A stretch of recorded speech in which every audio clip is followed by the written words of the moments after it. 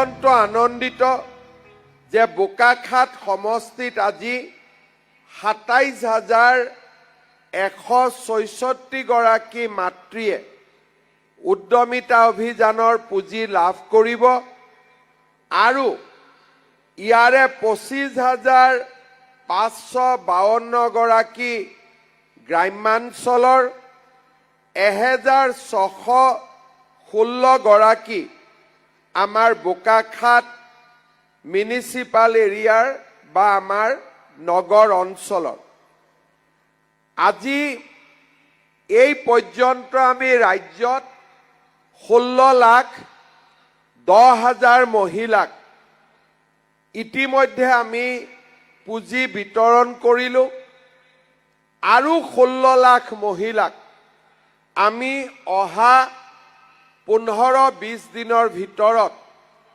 এই পুঁজিৰ ধন বিতৰণ কৰিম।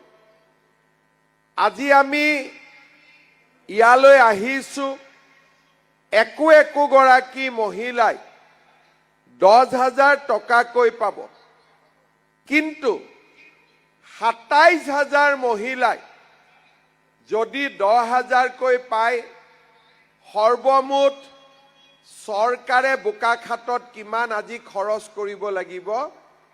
২৭ কোটি টকা।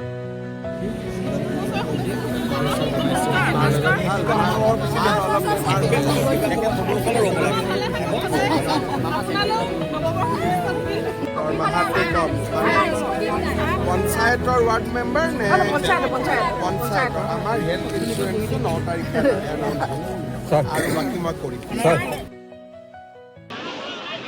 আজি বোকাখাটত ২৭,০০০ উদ্যমিতা অভিযানৰ পুঁজি আমি বিতৰণ কৰিলোঁ।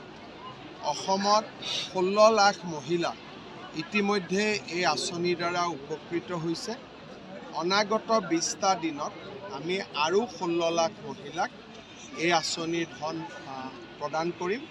৩,২০০ গৰাকী মহিলা সৰ্বমুঠ উপকৃত। ৩,২০০ কোটি। আমাৰ আপোনালোকে চাব, আমাৰ ৰাজ্যৰ গ্ৰাম্য অৰ্থনীতিত প্ৰয়োজনীয় বহুত বস্তু আমি বাহিৰৰ পৰা আনো।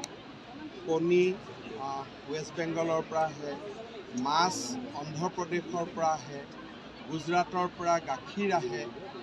এনেকৈ অসমৰ গ্ৰাম্য অৰ্থনীতিৰ লগত জড়িত বহুত বস্তু আমি বাহিৰৰ পৰা আনো।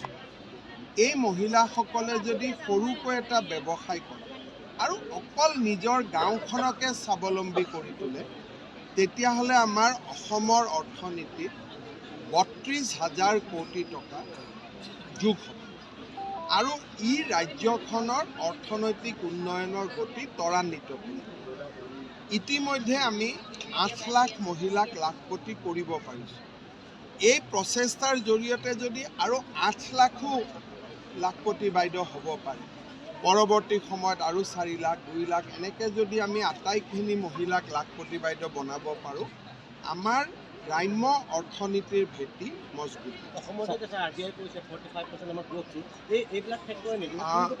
অসমত আপোনালোকে জানে যে যোৱা বছৰ আমি ৮.৫ লাখ মেট্ৰিক টন ধান কিনিছোঁ। তাৰ লগে লগে পৰ্যটন অসমত অভূতপূৰ্বভাৱে বাঢ়িছে। অসমত উদ্যোগীকৰণৰ ধাৰা এটাও আৰম্ভ হৈছে আৰু অসমত বিভিন্ন ধৰণৰ প্ৰডাক্ট আজিকালি অসমৰ মানুহে বনায় আৰু বিশ্বৰ বজাৰবিলাকো লাহে লাহে দখল কৰিব আৰম্ভ কৰিছে।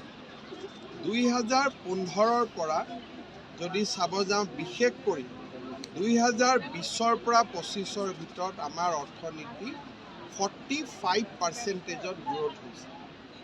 ইয়াক যদি আমি অহা 10 বছৰ মেইনটেইন ৰাখিব পাৰোঁ, এতিয়া আমাৰ ভাৰতত স্থান হ'ল 16 নম্বৰ বা 17 নম্বৰ। আমি 10লৈকে আগুৱাই যাব পাৰোঁ।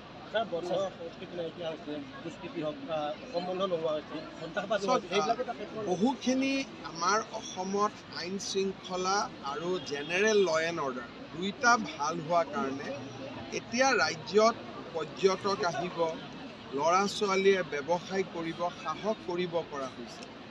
এছাম উদ্যমী যুৱক যুৱতীৰ সৃষ্টি হৈছে। আমাৰ বাবে ই শুভ লক্ষণ, কিন্তু মানুহক আমি এটা কথা বুজাব লাগিব যে ই সাময়িক সকাহ নহয়, ই এটা স্থায়ী শান্তি। আৰু তাৰ কাৰণে মই ভাবোঁ আৰু কিছু বছৰ আমি সজাগ হৈ থাকিব লাগিব। 18 তাৰিখে প্ৰধানমন্ত্ৰী ডাঙৰীয়াই কলিয়াবৰৰ মৌচন্দা পথাৰত এলিভেটেড কৰিডৰৰ আধাৰশিলা স্থাপন কৰে।